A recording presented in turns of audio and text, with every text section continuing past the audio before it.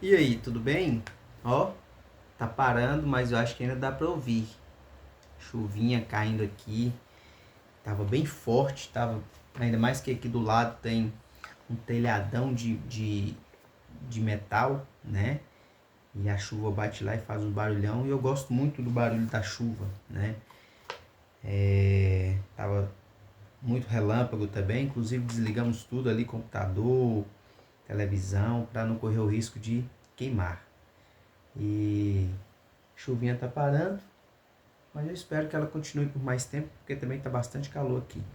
Bom, sem lorotas, vamos seguir aqui com o estudo da lição da Escola Sabatina. Hoje é terça-feira, 25 de novembro. O título da lição de hoje, o desafio da terra. E aqui, nesse desafio, vem falando, depois que o povo começa a dominar a terra ali, a possuir a terra, lutar contra os antigos moradores da terra e possuindo a terra aos poucos ali.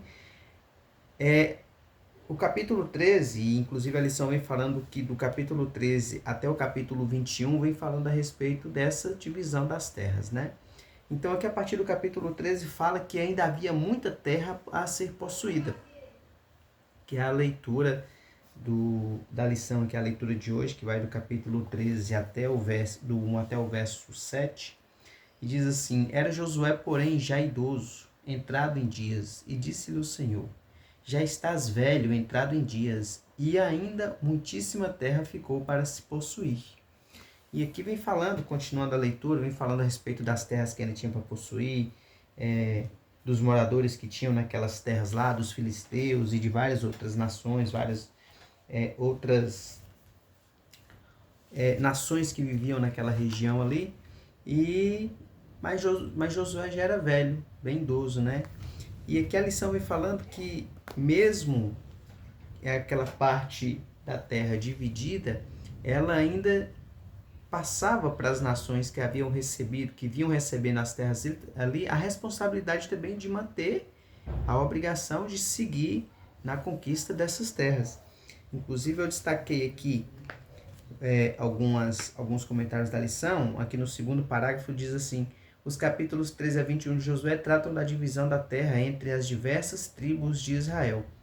Esta distribuição não apenas indicava o que lhes era concedido, mas também destaca o que ainda precisava ser ocupado dentro daquele território. Os israelitas tinham a promessa de viver com segurança na herança que Deus lhes estava proporcionando. Então eles tinham aquela promessa de viver em segurança, mas eles ainda tinham muito a conquistar. E eles iam fazer isso baseado ali com o suporte de Deus. Haja vista que também é um comentário que a lição vem trazendo, que eles eram escravos.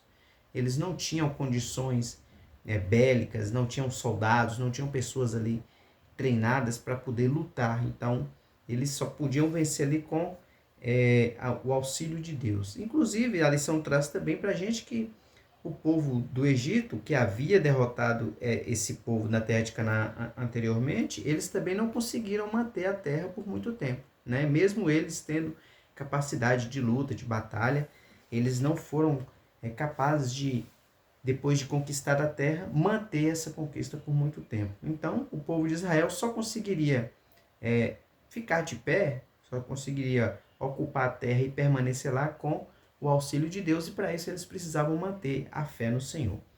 E vem falando aqui também a respeito da complexidade que é, porque a lição traz uma comparação aqui entre conquistar a terra, que era uma dádiva de Deus, com a graça também que nós recebemos, que também é uma dádiva de Deus, né?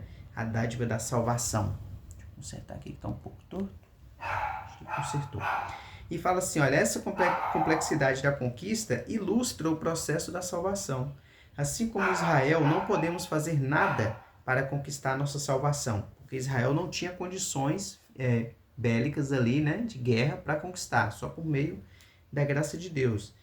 Ela é um presente de Deus, assim como a terra era uma dádiva fundamentada no relacionamento de aliança que Israel tinha com ele.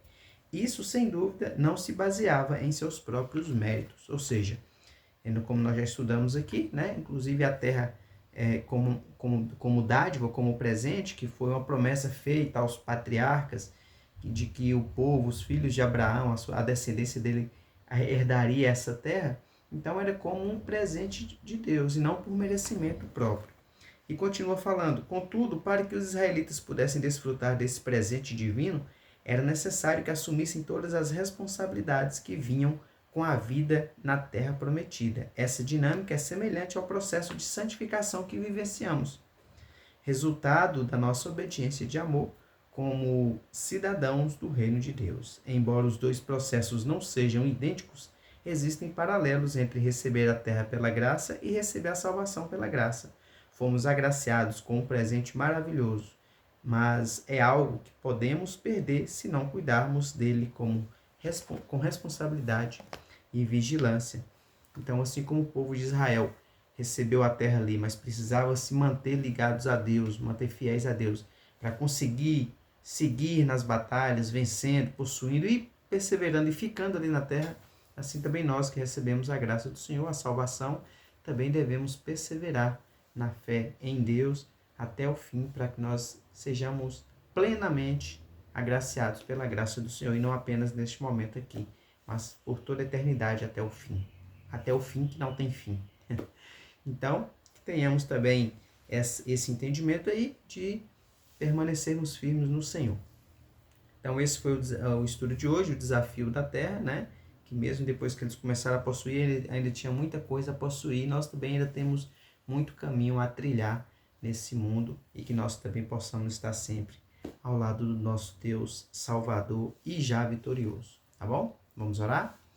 Obrigado, Senhor Deus, por tua graça. Obrigado, Senhor, por mais um estudo da tua santa palavra. Obrigado porque a cada dia, por meio desse estudo, o Senhor nos ensina e também fortalece a nossa fé. Dá-nos as tuas bênçãos, assim como essa chuva que cai, que o Senhor também derrame chuvas de bênçãos, que o Espírito Santo do Senhor venha em nós com a chuva serôdia, para que nós possamos fortalecer a nossa fé e permanecermos firmes em Ti até o fim. Abençoe a minha casa, abençoe os meus pais que estão em viagem também para Belo Horizonte, fazendo o tratamento. Abençoe a Esther, que está lá em Águas Formosas, que breve estará aqui conosco também, por tua graça. E que o Senhor abençoe também os nossos irmãos da igreja de Águas Formosas, aqui de Teoflotone, e que nós todos possamos estar cada dia mais dispostos a estudar a tua palavra.